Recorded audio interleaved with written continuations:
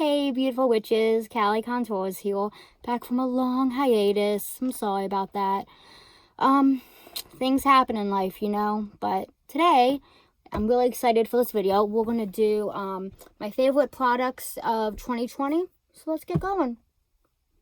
Okay, so we're gonna get started with the base of the face with this hard candy primer. It's the long wear, 12-hour wear primer, and I swear it is a dupe for the Milk Hydro Grip primer, and this thing is like $6, and it makes my makeup last all day. Like when I like my shifts at work are 8 hours, and I don't like always use this, but if I'm doing like a what's it called, a full coverage foundation, then this helps it stay on just all night long. It's really great. Let's see, next we have foundation, and look how much I have used of this. This is the Pretty Fresh Hyaluronic Acid Tinted Moisturizer. I'm almost done with this. I'm really bummed. But again, it's only like $7 or something like that. So it's a great deal, and you can build it up to be like medium coverage. I'm wearing it right now. But you can also just like really shield it out for a nice kind of like a BB cream a little bit. Next, we have concealer. And my favorite this year has been the CoverGirl True Blend Undercover Concealer in Fair Porcelain, of course. And I swear that this is a dupe for Tarte Shape Tape. Let me do some swatches for you guys. Okay, so Tarte is on top and CoverGirl is on the bottom. See, they are nearly like identical. And they behave the same way too. See? But yeah, so like this is less than $10, and the Tarte Shape Tape is like at least 20, right? But I find that the CoverGirl one actually is even creamier than the Shape Tape, and I just really prefer it. I think the Shape Tape can get cakey and can set into the fine lines under your eyes, but I haven't had that issue with the CoverGirl one, so I definitely recommend it. I'm just gonna throw in a quick hair product, because why not? In my life, I've never really used hair product, but I had an issue with my hair a couple months ago where I dyed it and bleached it a lot during the spring when quarantine first started, and I really damaged it. So, the hairdresser suggested this. She also did like a treatment on my hair, but this is the Brazilian Blowout Acai Daily Soothing Serum. I think the brand is Procale? No, the brand is Brazilian Blowout. So I used this on like dry sections of my hair, especially the ends, and I think it really does help soften it up and make it not look as like frizzy. So yeah, this mascara needs to be like on a plate of gold because it is amazing. This is the Essence Lash Sculpted Volume Mascara, Lash Princess, I think, yeah. And people seem to either love this or hate this. On the love it side, it really, it curls your lashes for you and coats them. And this is just like the only mascara I've ever really had success with. My husband actually got me a full pack of Lash Princess for Christmas. So that's awesome. So I've been really struggling this year trying to find a good eyeliner. I used this Lancome art liner for a while, but it was expensive. It's like $30. And it's nice, but you constantly have to put it back in the tube and shake it, and so it's kind of annoying to use. And I used to use gel liners years ago, but they were like nothing special, nothing to be crazy about. But I picked up this Ultra Matte gel liner in Onyx from Melt when I was buying the Beetlejuice collection, and I have fallen in love. It is black, black, black. And because some eyeliners just kind of like have like a gray or brown tone to it, this is pitch matte black. And I use it with a thin fine liner brush. This is from Moda.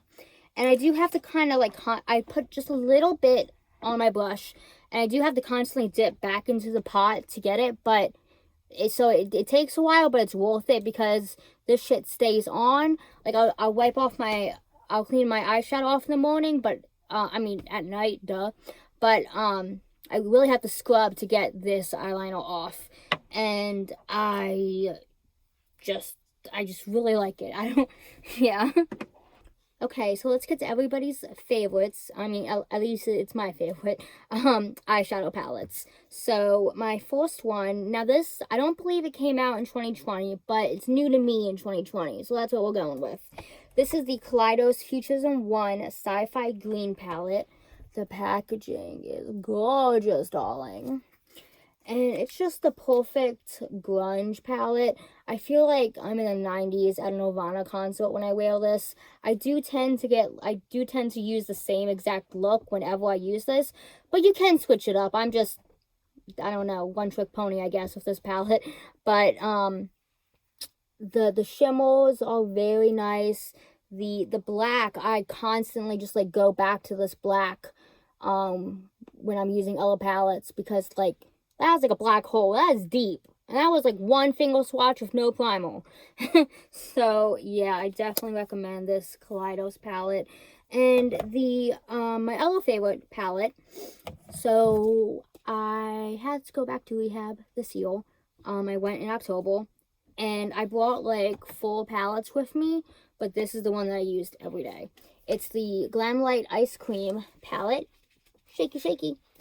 And it's like a mix of, I wouldn't exactly call it a rainbow palette, because like you have some like kind of like neutrals up here, and then you got some pastels down here, and there are just so many options with this look.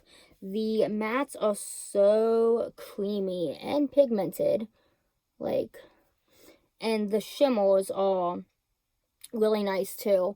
I kind of prefer the shimmers in the donut palette. Like, these shimmers just seem, I don't know, everybody hypes up Glamlight's shimmers, but these are not my favorite shimmers that I've ever used. My favorite shimmers are going to be Taylor Moon, of course. Shoot. So I got some Taylor Moon Cosmetics eyeshadows during the summer. And let's see, these are all of them. This row right here, I kind of use as like a highlighter sometimes, because they're just blinding. Look at that. And I got a purple one here. Let's see. Is that showing? Anyway, so yeah, the ones that I recommend the most are these iridescent ones. Let's see, this is Celine, Zero Gravity, and Europa. Those are my favorite. I definitely want to get the full collection of these guys, and I'm so in love with them. I use them every day, definitely for an inner corner highlight. And the last eyeshadow palette that is my favorite this year. Yeah, I know you're only supposed to have like one favorite, but oh well, my video, my rules. I haven't had it long enough to really call it a favorite, but so I'm going to give it an honorable mention. This is the Melt Waiting Room palette. They're from the Beetlejuice collection. I did get both palettes, the recently deceased one and this Waiting Room one. But this is just like the perfect, like, okay, you know how Hip Dot came out with a My Chemical Romance palette? This is the My Chemical Romance palette. I love it. You can get so many different looks with it. A lot of people did complain that the colors are kind of similar to each other, and I totally agree. Like, this gray should have been a much lighter gray, or this, you know, just to, because you can't really distinguish the difference on the eyes. But the shimmers are great, especially this red called Lydia. I love it. And the black is also really good. It rivals the Kaleidos black. Let's see them back to back. See, yeah, it's pretty good too. But I just love doing like a nice goth vampy look with this palette. Okay, so next we have some contour. My favorite this year has been the Huda Beauty Tantour Cream. And I just I haven't been setting my face a lot with powder, especially in the summer, but even in the winter, I still haven't been setting with powder. I've been using all cream products, cream, blush, cream, contour. I still use powder for eyeshadow because I'm not really big into cream eyeshadow, but anyway, so when I'm not setting my face, I use this, but even when I do set my face, I kind of use this as a base and then put powdered contour over top of it, so kind of like a blueprint or guideline for where I'm gonna put my contour. I don't know, but yeah, it's really creamy, it's really nice. But I think when I'm done with this one, I'm going to get the new Dinessa Milex one, just because I would rather buy from an indie brand than a mainstream one, you know? Yeah. So when I do set my face, this is, I have a lot of dupes in this video, I've realized. This is the Milani Prep Set and Glow Illuminating Transparent Powder. And I swear that I get the same type of finish with the Dim Light by Hourglass. You know, it really like blends on top of your pores, kind of makes them invisible, and just gives a really nice matte finish. Pick up the Milani one. Less than 10 bucks. This fucking Hourglass palette is probably like at least $50. Hourglass is expensive.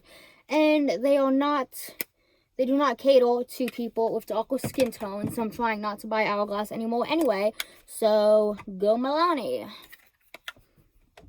Okay, next we have blush. I have two favorites this year for blush. The first one, and really the top one, is the Lo-Fi Duo Blusher in Lo-Fi Peach from Kaleidos. And I've hit pan in the blush part. This is like a blush topper slash highlighter. I don't love it, but I love this peach blush. It's so good. What was I going to say?